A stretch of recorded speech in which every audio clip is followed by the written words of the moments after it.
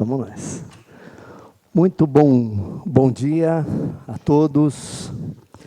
Sejam bem-vindos ao Luz Eterna, nessa manhã luminosa de domingo. E dando início aqui ao nosso trabalho de passe, eu gostaria de convidar a todos que se colocassem numa posição confortável.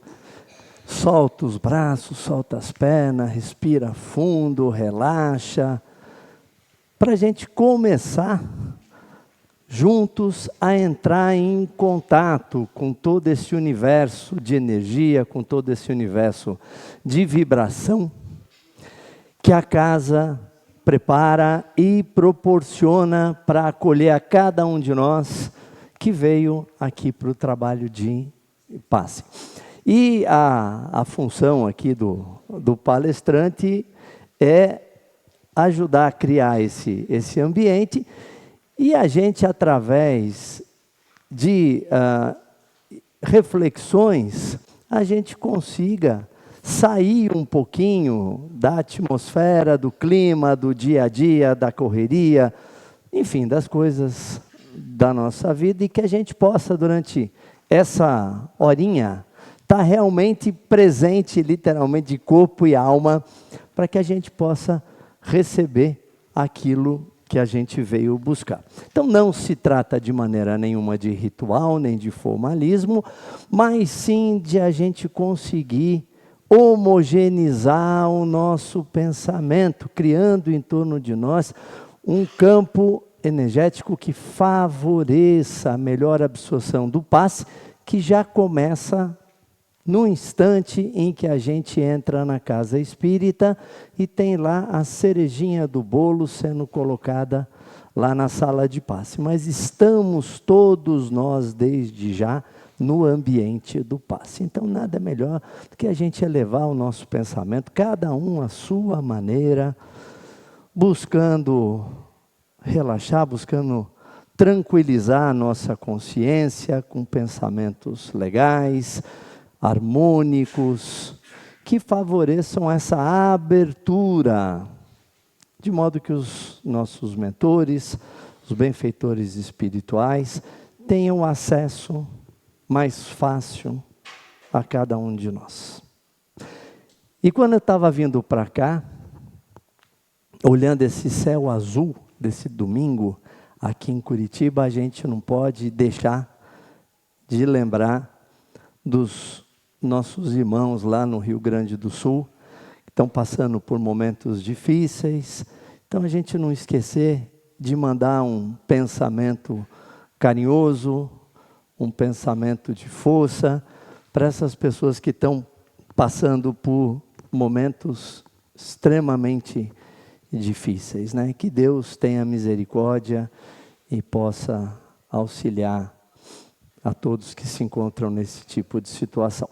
Mas nosso tema de hoje, trabalho como meio de evoluir.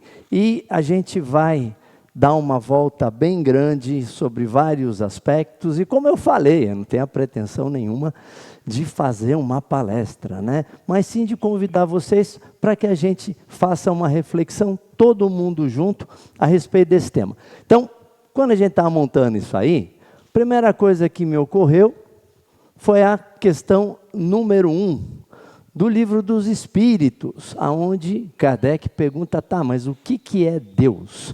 E os Espíritos dizem para Kardec o seguinte, olha, é meio complicado para a gente explicar isso, porque falta, inclusive, elementos na sua linguagem para que você possa entender toda a amplitude do que é Deus. Porém, a gente pode te dar uma mãozinha, pode te ajudar. Então, a gente pode falar para você a respeito dos atributos de Deus. E através dos atributos de Deus, através da obra de Deus, a gente pode entender que Deus é a inteligência suprema, causa primária de todas as coisas. E os Espíritos dizem, olha, para você tentar chegar mais perto da definição de Deus, a gente vai te falar o que Deus é: eterno, infinito, imutável, imaterial, único, onipotente, soberanamente justo e bom. E Deus, como causa suprema, a inteligência suprema, Deus incessantemente cria. Deus não descansa no sétimo dia. Então Deus está criando desde sempre e para sempre. E Deus, como Criador do princípio inteligente, ou seja, dos espíritos, é perguntado uma dúvida: dos espíritos, uns terão sido criados bons e outros maus? Aí respondem os espíritos: Deus criou todos os espíritos simples e ignorantes. Isso é, sem saber. Então, quando a gente fala ignorante, é que ignora. Tá? Então, sem saber. Então, todos os espíritos, todos nós que somos espíritos, fomos criados da mesma maneira, simples e ignorantes, com tendências, dependendo do nosso livre-arbítrio, para o bem e para o mal. E Deus cria os espíritos simples e ignorantes para que, através do esforço, através do acúmulo de experiências, cada um possa, por si mesmo, evoluir, trilhar o seu caminho. E quando Deus cria os espíritos simples e ignorantes, Ele cria a todos com um único propósito, que é a perfeição.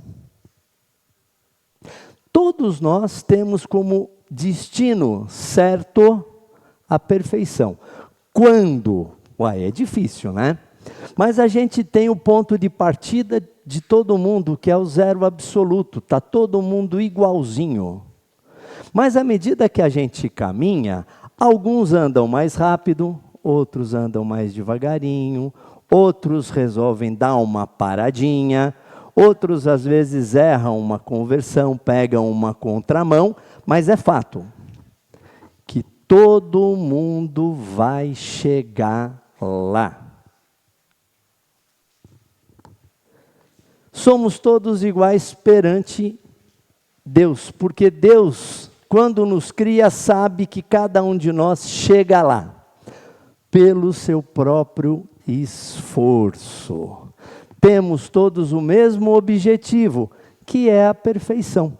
E o que é um espírito perfeito, um espírito superior, É aquele espírito que já vivenciou tudo, que já passou por tudo, que já colecionou todas as experiências possíveis e aprendeu tudo que ele podia em todos os campos do conhecimento e também da moral. E Deus tem leis, Deus não é aleatório. E Deus tem as leis divinas ou as leis naturais, que regem todo o funcionamento do universo, tanto do universo exterior, como do nosso universo interior. E o mesmo clima de harmonia, de perfeição, de perfeito funcionamento da natureza, precisa existir dentro de cada um de nós, para que a gente possa buscar a nossa plenitude. É eterna a lei de Deus, eterna e imutável como o próprio Deus. Para Deus não tem emenda, para Deus não tem nada desse tipo de coisa. É e acabou. E as leis naturais operam a perfeita ordem do universo e também vão funcionar equilibrando a cada um de nós internamente. O que deve se entender por lei natural? A lei natural é a lei de Deus, é a única verdadeira para a felicidade do homem. Indica-lhe o que deve fazer ou deixar de fazer, e ele só é infeliz quando dela se afasta. Mas aonde que está escrita A lei de Deus, para eu saber, ela vem de fábrica. Já está no nosso pacote de opcionais, porque ela vem impressa, escrita na nossa consciência. Só que a gente, à medida que aprende, à medida que ganha experiência, vai acessando parcelas maiores da nossa consciência e, por assim dizer, acessando de uma maneira mais completa e entendendo as leis de Deus, a ponto da gente ver uma certa vantagem em se harmonizar com elas. Sobre as nossas leis morais, todos nós possuímos um padrão de ordem psíquico e espiritual, regido por leis cósmicas. Isso vale para encarnado e para desencarnado. Carregamos o mesmo padrão de ordem do universo e as leis morais visam a reorganização interna e o nosso reequilíbrio em consonância com as leis universais. A não observância dessas leis desencadeia em nós uma série de equilíbrios que estão na origem dos nossos sofrimentos, não só morais, mas as consequências físicas dos nossos desvios. Se dividimos em duas partes os males da nossa vida, existem aquelas que a gente não consegue evitar, que nós vamos chamar de determinismo histórico. Então eu estou no lugar, entre aspas, errado na hora errada, mas talvez seja o lugar certo, e eu vou estar inserido dentro de um determinado contexto, ali dentro daquela situação histórica, geográfica, ou o que eu quiser colocar. E aquelas em que a gente mesmo foi a causa primária, pela nossa imprevidência ou pelos nossos excessos. Então dividimos as nossas aflições e os nossos sofrimentos em duas causas. Uma que a gente não pode evitar e a outra em que geralmente nós fomos o gatilho que acionou a lei de ação e reação, que a gente está vivendo no sentido educativo. Se a gente observar, a gente vai notar que a segunda excede em muito a primeira. E as leis morais? Kardec, didaticamente, agrupou os temas que envolvem as leis morais. Isso aí está na parte 3ª do Livro dos Espíritos. Então eu vou ter várias dessas leis morais que o Kardec estudou e que estão ali na 3ª parte do Livro dos Espíritos. Por nosso tema, nós vamos precisar só de algumas. Nós vamos precisar da lei do trabalho, nós vamos precisar da lei de sociedade e nós vamos precisar da lei do progresso, para a gente poder abordar o nosso teminha. Então, a primeira que nós vamos pegar é a tal da lei do progresso. E a lei do progresso, ela diz o seguinte em letras garrafais: que tudo evolui, não existe nada estático. Tudo evolui, tudo é dinâmico, tudo está em mudança, em constante mudança, em movimentação. A força para progredir áurea o homem em si mesmo, ou o progresso é apenas fruto de um ensinamento? O homem se desenvolve por si mesmo, naturalmente, mas nem todos progridem simultaneamente e do mesmo modo. Dá-se então que os mais adiantados auxiliam o progresso dos outros por meio do contato social. E a primeira coisa que a gente olha em volta e a gente nota que nós não somos evolutivamente heterogêneos, nem todos evoluem com a mesma velocidade e nem todos estamos no mesmo patamar evolutivo. A evolução é heterogênea. Então eu tenho espíritos com diversos graus de evolução e de entendimento convivendo no mesmo momento histórico, no mesmo ambiente. E pela lei do progresso, cabem àqueles mais adiantados de literalmente puxar aqueles que estão mais devagarinho para que eles também avancem. Ainda da lei do progresso. Progresso moral acompanha sempre o progresso intelectual, decorre deste, mas nem sempre o segue imediatamente. Então a gente vê o avanço todo que nós tivemos, eu vou falar disso depois, e ainda o grau de atraso moral que o nosso planeta ainda infelizmente vive. Como pode o progresso intelectual engendrar o progresso, ajudar o progresso moral, né? Fazendo compreensíveis o bem e o mal. O homem, desde então, pode escolher o bem e o mal. Uma maneira bem simplória, o bem e o mal. Se alguma coisa é boa para mim e má para os outros, ela é má.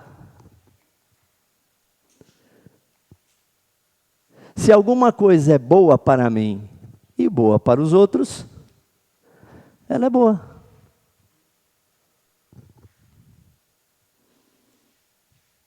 E aí a gente entra num dos maiores presentes que a misericórdia divina deu para nós, que chama livre-arbítrio, que é o poder escolher, é o poder vivenciar as escolhas, mas também as consequências, porque junto com o livre-arbítrio, a gente tem uma outra lei muito forte, que funciona super bem, que é a lei de causa e efeito, aonde a gente tem uma retroalimentação das nossas ações e através dos resultados mais agradáveis ou menos agradáveis das nossas escolhas, a gente aprende.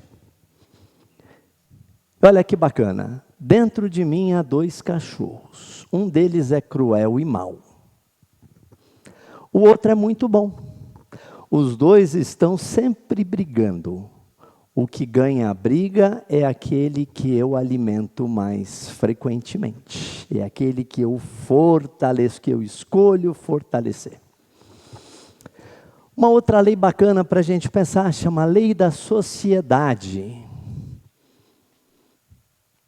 Que diz o seguinte: ninguém evolui sozinho, a gente precisa do outro, porque nós temos o compromisso de evoluir e de evoluir aqueles que a gente pode ajudar. Então o outro, ele serve, ele desempenha um papel muito interessante, porque a devolutiva daquilo que a gente faz, ela é instantânea. E a gente evolui por atrito, uns com os outros. E assim uns vão polindo, amaciando uns aos outros. É assim que funciona. A vida social está na natureza. Certamente Deus fez o homem para viver em sociedade. Deus não lhe deu inutilmente a palavra e todas as outras faculdades necessárias à vida de relação.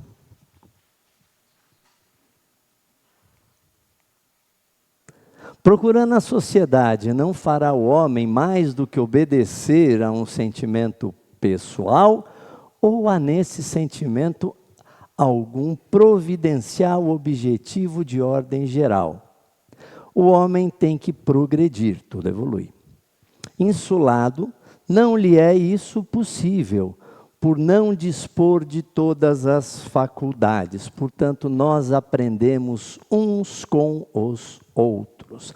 Falta-lhe o contato com outros homens, no insulamento ele se embrutece. A gente precisa desse verniz do convívio e desse aprendizado da vida de relação. E eu tenho também, pinçada ali das minhas leis morais, ainda a lei do trabalho. O trabalho material, esse é o primeiro que a gente vai falar. Sobre o trabalho material, a necessidade do trabalho é lei da natureza? O trabalho é lei da natureza, por isso mesmo que constitui uma necessidade. Porém, a civilização obriga o homem a trabalhar mais, porque ele aumenta a necessidade e os gozos. E ainda da lei do trabalho. Jesus disse: meu pai trabalha até agora, e eu trabalho também. Está lá em João 5,17. Disse ainda: convém que eu faça as obras daquele que me enviou. Então é o que a gente diz. Muitos acreditam em Deus, mas quem é que faz a vontade dele? Seja feita a tua vontade. E estava lá ainda Jesus, de menor aprendiz aqui, aos 12 anos, ensinando os doutores da lei lá no templo de Jerusalém. Aos 12 anos de idade, Jesus já trabalhava, né? E Jesus também tinha uma profissão. Jesus trabalhava na carpintaria do pai dele. Então Jesus tinha um ofício, Jesus era carpinteiro. E os apóstolos também, pescadores. Tinha lá o Mateus, que era cobrador de imposto, o Judas era tesoureiro, e assim por diante. Também Paulo de Tarso, né? Paulo passou os primeiros anos, quando ele ainda era o Saulo de Tarso, de vida em meio da comunidade judaica, e frequentou a escola da sinagoga. O antigo costume judeu era ensinar às crianças algum trabalho útil, e Paulo tinha aprendido o ofício de ser tecelão. E quando, ou durante o tempo em que ele viajou, pregando lá para os gentios, Paulo trabalhava. Paulo dependia do trabalho dele como tecelão. E olha só, segundo Paulo, ele e seus companheiros de missão fizeram questão de trabalhar quando evangelizaram os tessalonienses. E disse ele: vocês sabem muito bem que devem seguir o nosso exemplo, pois não temos vivido entre vocês sem trabalhar. Não temos recebido nada de ninguém sem pagar. Na verdade, trabalhamos e nos cansamos. Trabalhamos sem parar dia e noite, a fim de não sermos um peso para nenhum de vocês. Então, o trabalho material é lei da natureza, todo mundo trabalha. Falando de doutrina espírita, dentro da doutrina espírita, a gente tem alguns, por assim dizer, pilares. A existência de Deus, a reencarnação, comunicabilidade dos espíritos, sobrevivência da alma, pluralidade dos mundos habitados e por aí afora. E segundo a definição de Kardec, o espiritismo é, ao mesmo tempo, ciência de observação e uma doutrina filosófica. Como ciência prática, ele consiste nas relações que se podem estabelecer com os espíritos. Como filosofia, ele compreende todas as consequências morais que decorrem dessas relações. Então, a partir do momento que a gente admite a existência de espíritos, nós também somos espíritos, e da inter-relação do mundo carnal com o mundo espiritual, da reencarnação, da comunicabilidade, esse conhecimento novo deve mudar a nossa perspectiva, a nossa leitura de vida, as nossas prioridades, os nossos focos de ação, porque a gente compreende a dimensão real da vida e entende que a vida material é um pequeno momento, são segundos dentro da vida do espírito imortal. Falando de reencarnação, que é uma das coisas mais importantes aqui da doutrina espírita. Então, sobre a reencarnação. Sobre a reencarnação, eu tenho uma coisa para dizer, bem simples e direta: ninguém morre. Então, só isso aí já muda tudo.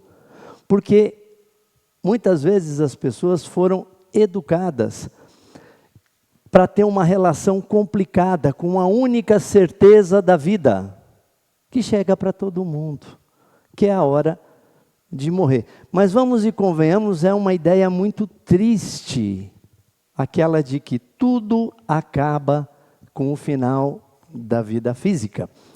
E a gente pode trocar por uma ideia muito mais legal, de que a vida continua depois da vida física de uma maneira muito mais plena, aonde o espírito ganha a liberdade, enquanto que aqui na vida física ele está limitado, ele está constrito dentro de um mundo de 3 dimensões. Liberto das amarras do mundo carnal, ele ganha muito mais espaço e muito mais liberdade. O que cremos sobre a vida após a morte afeta diretamente o que cremos sobre a vida antes da morte. Porque se eu pensar que com o fim da vida física acaba tudo, para que eu vou estudar? Para que eu vou pensar em melhorar? Trabalhar. Ixi Maria! Não era mais legal fazer bagunça, aproveitar o tempo inteiro? E vai acabar mesmo, né? Então amanhã pode ser meu último dia, depois já era. Então vamos cair de cabeça aqui. E os meios justificam os fins, e os outros que se lixem. Quando a gente começa a pensar na continuidade da vida, quando a gente começa a pensar que haverá um depois, logicamente as nossas prioridades e as nossas responsabilidades devem mudar. A ideia da reencarnação, ela jamais vai acabar com o sofrimento da perda, mas inegavelmente ela traz esperança. Outra coisa muito legal a respeito da reencarnação é o tal do véu do esquecimento, que faz com que a gente renasça num corpinho novo, zeradinho, e a gente não acesse, a gente não lembre do que a gente fez nas vidas anteriores. Porque essa vida nova, ela serve exatamente para a gente dar um passo para frente. E a gente precisa desse véu do esquecimento, até porque nós somos convidados a conviver, muitas vezes, com pessoas com as quais a gente não teve uma relação absolutamente pacífica em outros tempos. E sem o véu do esquecimento, ia ser muito difícil conviver, aceitar e fomentar o grande propósito da reencarnação, que é o acerto de contas, o perdão. A gente tem muita ponta solta que precisa ser reconduzida, ser reequilibrada. Daí uma das coisas mais sensacionais, também da justiça e da misericórdia divina, que é o fato da gente esquecer. A gente volta zeradinho, volta resetado para cá, para começar tudo de novo. É lógico que existem algumas remanescências que às vezes a gente não consegue nem racionalmente entender, mas a gente sabe que elas estão aí porque a gente sente. Sobre o determinismo histórico que eu estava falando, que pode ser a causa, digamos, de algumas das nossas aflições, eu gostei dessa frase aqui: o destino embaralha as cartas e nós jogamos. E aí vem o que eu chamei de determinismo histórico, que são circunstâncias de lugares e de fatos, muitas vezes gerados pela própria natureza do nosso planeta ou, em outras situações, pela nossa natureza humana, aonde quem está no meio dessa onda vai ter que surfar. E mesmo em situações super complexas, super difíceis, ainda está valendo o livre-arbítrio e a possibilidade da gente fazer escolha.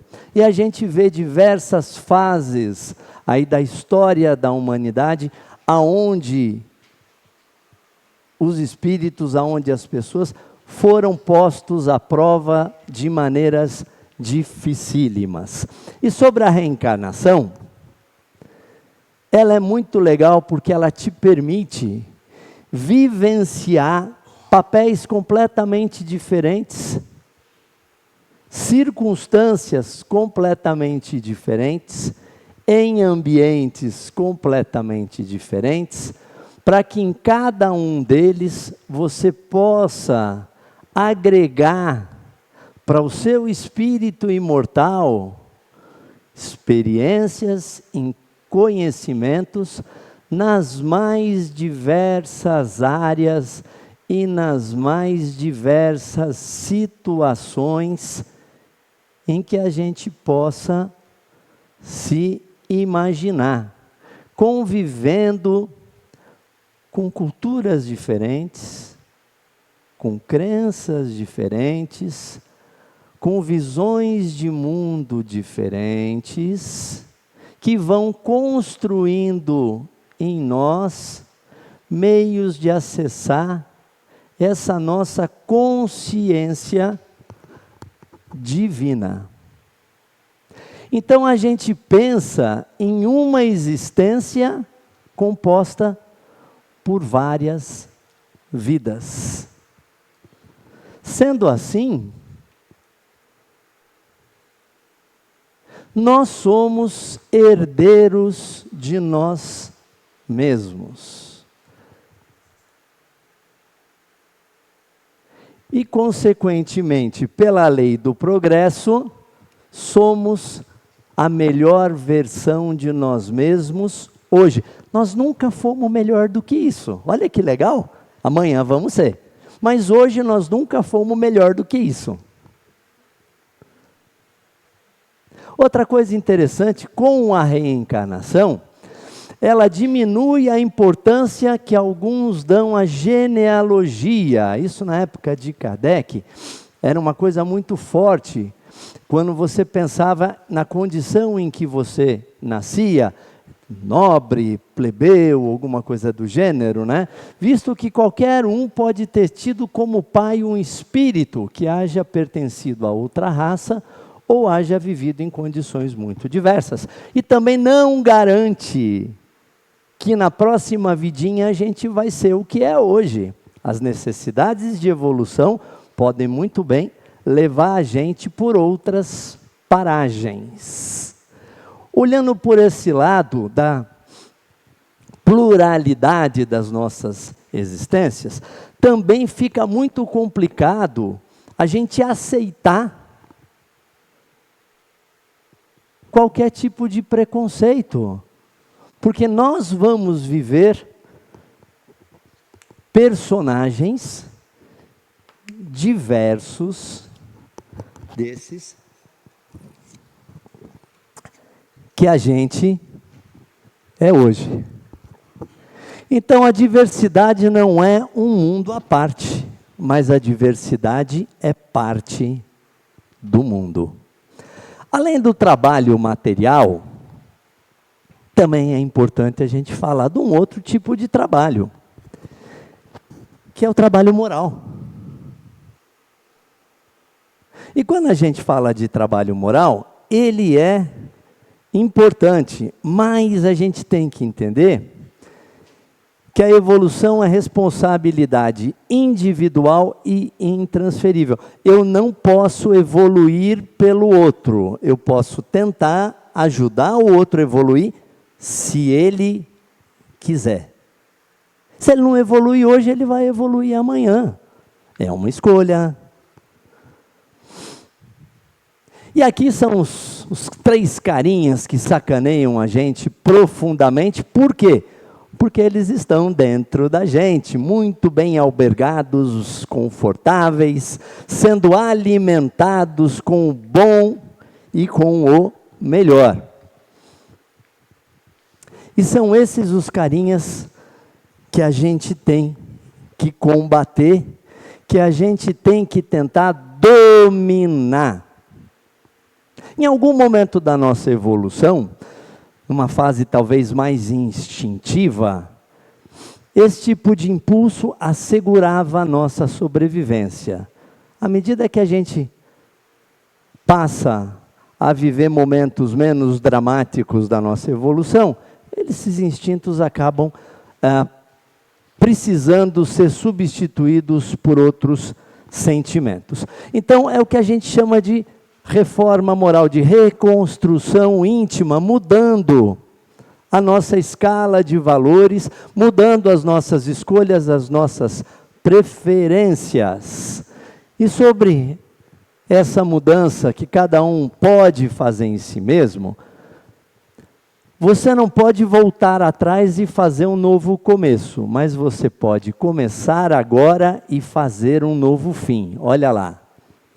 Essa é bacana, ninguém lança a mão do arado e olha para trás. Que olha para trás é apto para o reino de Deus. Ou seja, eu resolvo mudar um hábito que está me trazendo prejuízo. Mas se toda hora eu ficar com saudade dele e ficar olhando para trás, eu não consigo me desvencilhar. E é disso que a gente está falando, da necessidade de fazer essas escolhas e lutar para que elas possam ser alcançadas como fim. E cada vez que a vida puxar para trás, a gente ter a capacidade de falar, não, não quero mais, cansei, eu sei que isso não é bom para mim. Isso é bacana, Kung Fu Panda. Se preocupa demais com o que foi e com o que será. Há um ditado: o ontem é história, o amanhã é mistério, mas o hoje é uma dádiva. Por isso se chama presente. Tem outra que eu gosto, olha só. Todos os dias, quando acordo, não tenho mais o tempo que passou. Então, qual é a hora da gente resolver dar esse passo, de fazer essa mudança? É agora, que é o que nós temos, o presente. Sei que nada será como antes amanhã. E uma que eu gosto pra caramba, é essa aqui. Eu prefiro ser essa metamorfose ambulante do que ter aquela velha opinião formada sobre tudo. No momento em que a gente acha que sabe tudo, é o momento onde a gente entende que não sabe nada. E como tudo no universo está em mudança, está evoluindo, está se movimentando, assim também a gente deve ser, no sentido de assimilar as coisas que chegam, de raciocinar e através do filtro do nosso bom senso, a gente fazer as escolhas que precisam ser feitas e as mudanças que vão trazer benefícios para nós, sem permanecer cristalizado. Mas fazer essa reforma não é fácil. É a mesma coisa que trocar o pneu com o carro andando. Ou então uma outra coisa que quem viveu sabe que é horrível, fazer reforma morando dentro da casa. Mas é o que tem para hoje. Sinto muito. E a gente pode escolher. A gente tem infinitas encarnações. Deus é bacana. Só que é muito mais legal a gente escolher evoluir, ao invés de estagnar. E aí a gente começa a ver o trabalho como evolução coletiva. Se a lei da sociedade, a lei do progresso, a lei do trabalho são leis divinas, a gente chega nisso, no trabalho como evolução coletiva, não só material, mas moral também. Na infância da humanidade, o homem só aplica a inteligência à cata de alimento, instinto. Dos meios de se preservar das intempéries e de se defender dos seus inimigos. Sobrevivência. Deus, porém, lhe deu a mais do que outorgou ao animal: o desejo incessante do melhor. Olha a lei do progresso. E é esse desejo que o impele à pesquisa dos meios de melhorar a sua posição, que o leva às descobertas, às invenções, ao aperfeiçoamento da ciência, porquanto é a ciência que lhe proporciona o que lhe falta. Pelas suas pesquisas, a inteligência lhe engrandece e o moral se lhe depura. Se a gente for olhar, às vezes a gente fala: nossa, esse mundo está uma droga, que mundo horroroso, que gente horrorosa. Mas se a gente for pensar no passado recente, não era muito pior do que agora. À medida que a sociedade se melhora, ela vai entendendo que certas coisas não são mais aceitáveis como eram antes. E as próprias leis humanas acabam se modificando para efetivar essas novas visões de justiça como normas da sociedade. As necessidades do corpo sucedem às do espírito. Depois do alimento material, precisa ele do alimento espiritual. É assim que o homem passa da selvageria à inteligência. E aí a gente começa a repensar os objetivos da encarnação. Então a encarnação visa ainda outro fim: o de colocar o espírito em condições de suportar a parte que lhe toca na obra da criação. Nós todos somos co-criadores e agentes do progresso e executores da vontade de Deus, à medida que trabalhamos na construção de um mundo mais legal, de um mundo mais justo. Para executá-la é que em cada mundo toma o espírito um instrumento de harmonia com a matéria essencial, ou seja, um corpo físico novinho em folha, desse mundo em que ele está, a fim de aí cumprir, daquele ponto de vista, as ordens de Deus. Sede perfeitos. E é assim que, concorrendo para a obra geral, ele próprio se adianta.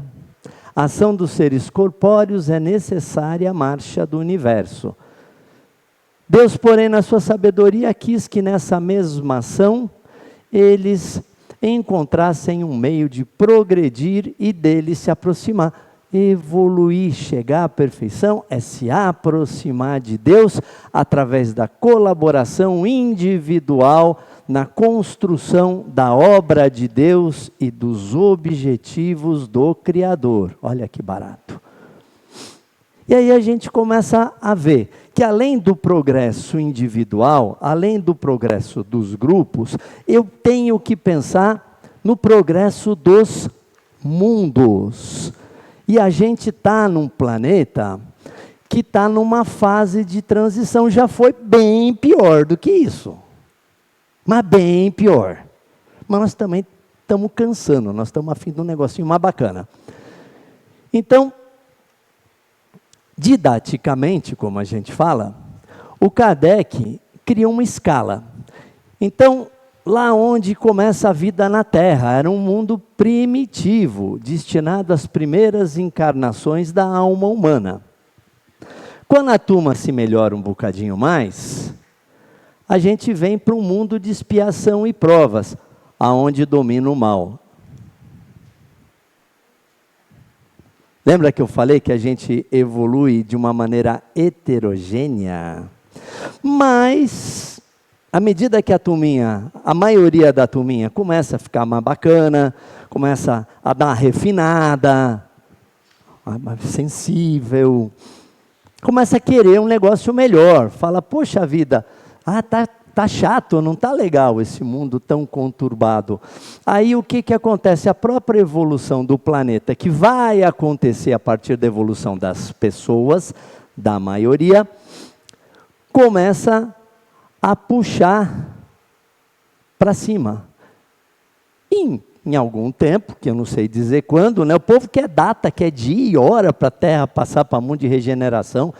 Mas, podia ser numa sexta-feira ou numa quinta, que a gente já emendava, né? Já juntava o feriadão. Não vai me passar de mundo de regeneração na segunda, né? Que aí não tem graça. Mas a gente está indo para o mundo de regeneração, nos quais as almas que ainda têm o que expiar, aurem novas forças, repousando das fadigas e da luta, mas ainda não é um mundo feliz. A gente ainda tem o que alcançar. Mundos ditosos, aonde o bem sobrepuja o mal. Então não é no próximo, vai demorar um pouquinho mais. E depois a gente vai ter os mundos celestes ou divinos, habitações de espíritos depurados, onde exclusivamente reina o bem. Então a gente tem uma longa estrada pela frente, mas ela começa onde? Ela começa no primeiro passo que a gente tem que dar. Então vamos pensar nesse mundão aqui. No alvorecer da agricultura, cerca de 8.000 anos antes de Cristo, a população do mundo estava em algum lugar na ordem de 5 milhões. Naquela época, as adversidades relacionadas à sobrevivência, como fome e condições climáticas, tornavam o crescimento lento e a expectativa de vida curta. Estimativas de expectativa de vida média da idade do ferro na França são colocadas em apenas 10 ou 12 anos. Porque as condições eram muito adversas. Era muito primitiva, não havia ciência.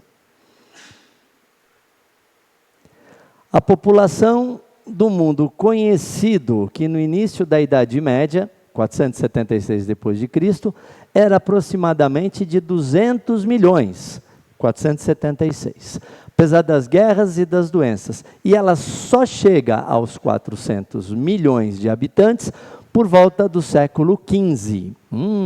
Ou seja, a população cresceu ao redor de 20.000 pessoas por ano, tendo demorado 1.000 anos para dobrar o número de habitantes.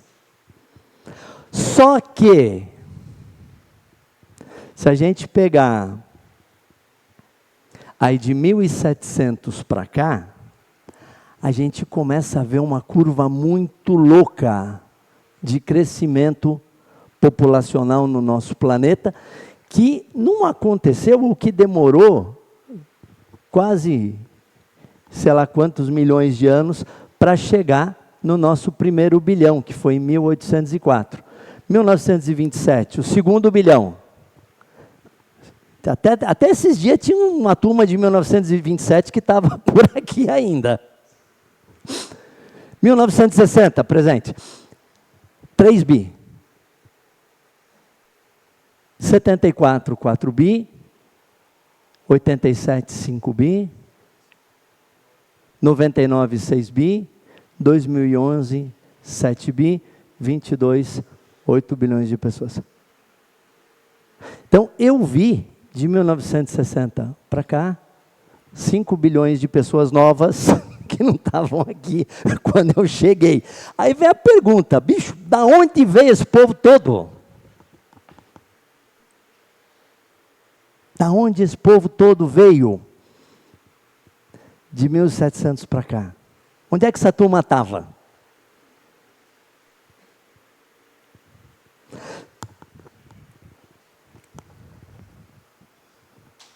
E aqui, detalhe do tempo de crescimento para cada bilhãozinho.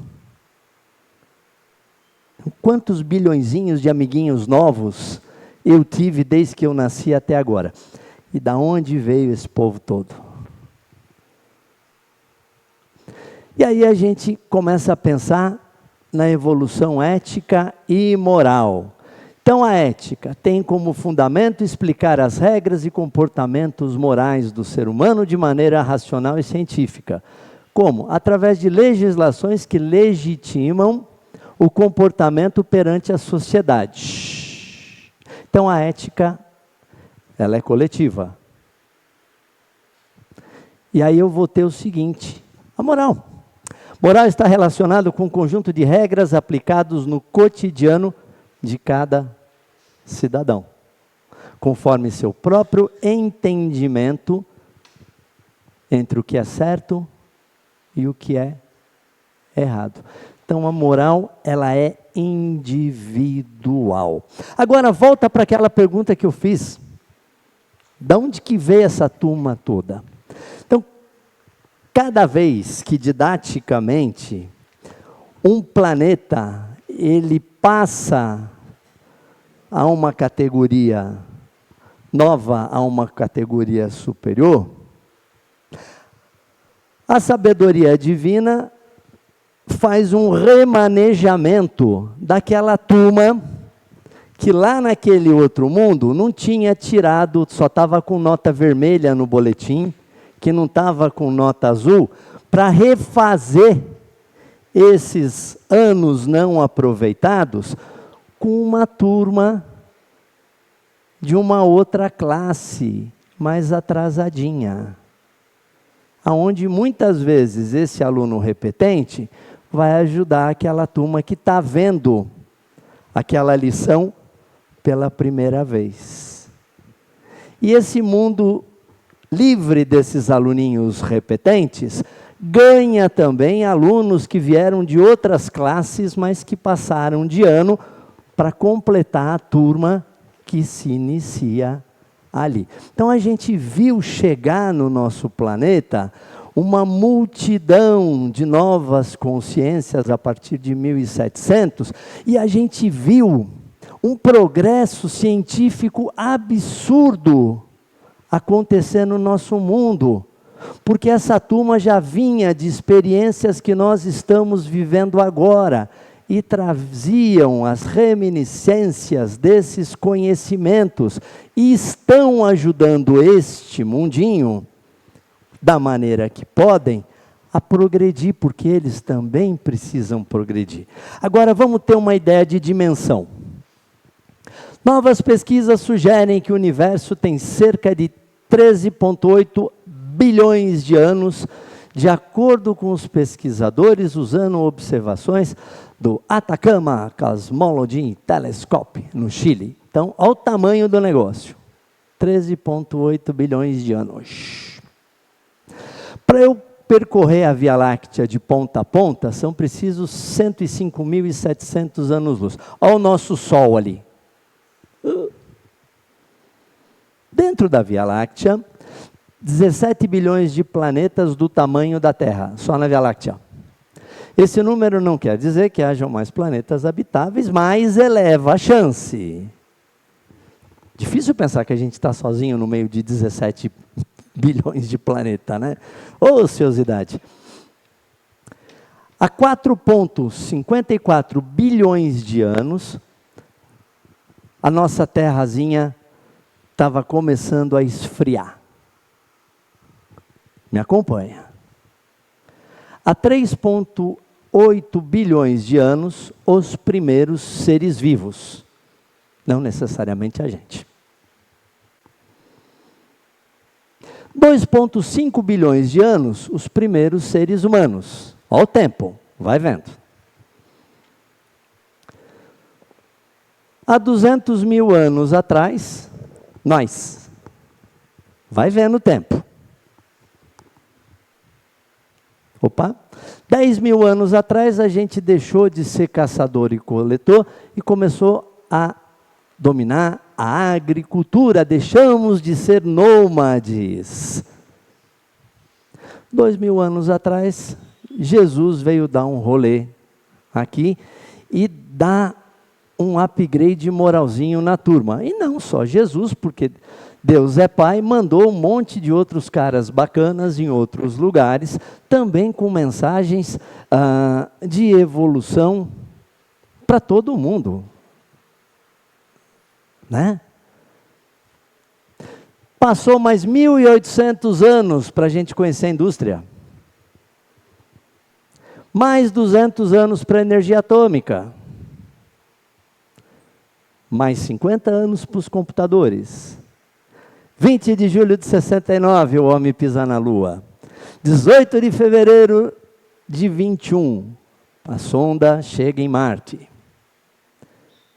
30 de novembro de 22, inteligência artificial. E aí uma pergunta, se a gente for olhar esse nível de aceleração, a gente faz uma pergunta. Onde a gente vai estar daqui 1000 anos? Daqui 10 anos, daqui 50 anos? Mas eu joguei 1000 para ficar mais legal. Onde a gente vai estar daqui a 1000 anos? E uma outra pergunta. Onde está um planeta criado 1 milhão de anos antes da Terra? E uma outra pergunta. Onde está um planeta criado há 4,5 bilhões de anos depois da Terra? Então aí a gente vê que a evolução, ela é cíclica. Portanto, no momento em que eu estou aqui com o meu laptop, falando de inteligência artificial, o Zé está lá nas cavernas pintando os desenhinhos dele lá, pensando no que ele vai achar para comer amanhã, e tem uma outra turma que está começando a mesma estrada que a gente começou. E para a gente encerrar esse domingo de uma maneira divertida,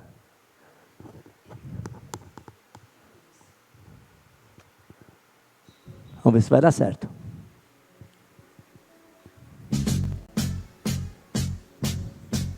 Imagining you, I do. I think about you day and night. It's only right to think about the girl you love and hold you tight. So happy together. If I should call you up, invest a dime, and you say you belong to me, and ease my mind. Imagine how the world could be so very fine, so happy together.